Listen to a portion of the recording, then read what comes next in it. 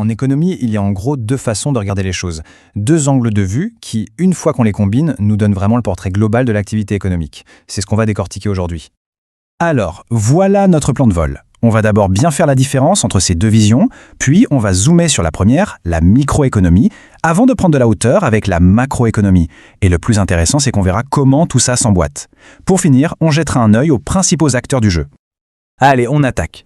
Pour bien piger l'économie, il faut juste garder en tête qu'on peut l'analyser à deux niveaux bien distincts.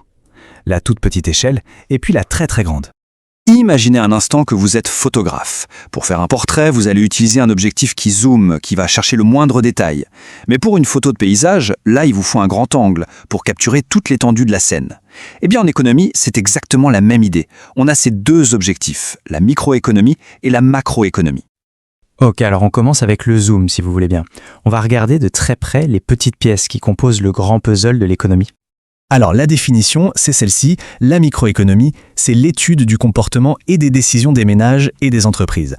En gros, ça s'intéresse vraiment aux acteurs individuels à l'échelle de tous les jours. Par exemple, qu'est-ce qui fait qu'une entreprise décide de vendre son produit à tel prix et pas un autre, ou qu'une personne va choisir d'acheter la marque A plutôt que la marque B.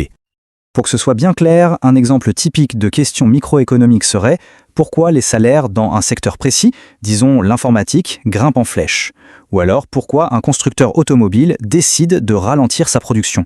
Vous voyez, ce sont des questions très très spécifiques à un marché ou une industrie. Bon, maintenant, on change d'objectif, on dévisse le zoom et on met le grand angle pour avoir la vue d'ensemble. Ici, la définition est super simple.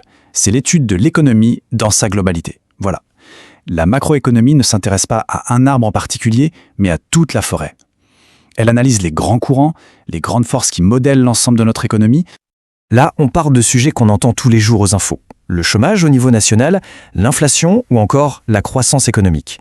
D'ailleurs, cette fameuse croissance, on la mesure avec le PIB, le produit intérieur brut, c'est tout simplement la valeur de tout ce qui est produit dans un pays. Bref, ce sont les grands thermomètres de la santé d'une économie.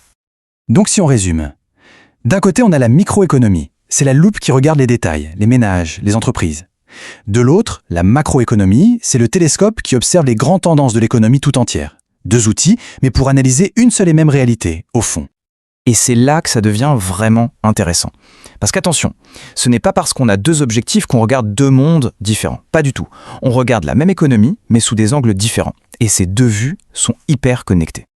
C'est vraiment le point central à retenir. La grande image, la macroéconomie, n'est en fait que la somme de millions de petites décisions microéconomiques. Chaque choix d'achat, chaque décision d'embauche, chaque investissement, tout ça, mis bout à bout, ça crée les grands chiffres de la macro.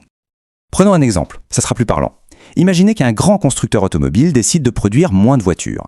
C'est une décision qui est prise au niveau de l'entreprise, dans un secteur bien précis. On est en plein dans la microéconomie. Et là, on voit tout de suite l'effet domino. Si cette entreprise produit moins, elle va peut-être devoir licencier. Et pas seulement dans ses usines, mais aussi chez tous ses sous-traitants. Et si ça se produit à grande échelle, eh bien, le taux de chômage de tout le pays peut augmenter. Voilà comment une décision micro peut avoir un gros impact macro. Ok, maintenant, faisons le chemin inverse. Imaginons que le gouvernement décide de baisser les impôts sur le revenu pour tout le monde. Ça, c'est une mesure qui concerne l'ensemble de la population. Une décision typiquement macroéconomique. Quel est l'effet ? Eh bien, avec un peu plus d'argent dans la poche à la fin du mois, certains ménages vont peut-être se dire « Tiens, c'est le moment d'acheter une nouvelle voiture ». Et cette décision d'achat qui est purement individuelle, donc microéconomique, elle est directement provoquée par la décision macro du gouvernement. On voit bien que les deux sont liés, la boucle est bouclée. Mais alors, au final, qui sont ces acteurs qui prennent toutes ces décisions, petites ou grandes ? Eh bien, en économie, on a un nom pour ça. On les appelle les agents économiques. Et en fait, on peut les classer en trois grandes familles. D'abord, il y a les ménages. Ça, c'est simple, c'est nous tous, les individus, les familles. Ensuite, il y a les entreprises, que ce soit la petite PME ou le géant international. Et enfin, il y a le gouvernement, qui est un peu l'arbitre du jeu. Ce qui est crucial de comprendre, c'est que chacun de ces acteurs a ses propres motivations. Les ménages, leur but, c'est d'améliorer leur bien-être, trouver un bon travail, payer le moins cher possible. Les entreprises, elles, leur objectif numéro 1, c'est de faire du profit, logique. Et le gouvernement, lui, son rôle, c'est de viser le bien commun, une économie qui tourne bien, avec peu de chômage. Et au final, c'est l'interaction entre ces trois groupes, une sorte de balai permanent, qui crée toute l'activité économique. Ce sont leurs décisions, parfois en harmonie, parfois en conflit, qui dessinent le paysage, que les économistes observent ensuite, soit avec leur loupe, soit avec leur télescope. Au fond, Chaque choix a un effet d'entraînement. La prochaine fois qu'on prend une décision, même la plus simple, il faut se souvenir de ça. Chaque décision individuelle est comme une goutte d'eau. Et toutes ces gouttes d'eau, ensemble, finissent par créer les grands courants macroéconomiques. La vraie question, ce n'est pas de savoir si nos choix ont un impact, mais de réaliser l'ampleur de cet impact une fois qu'on les additionne tous.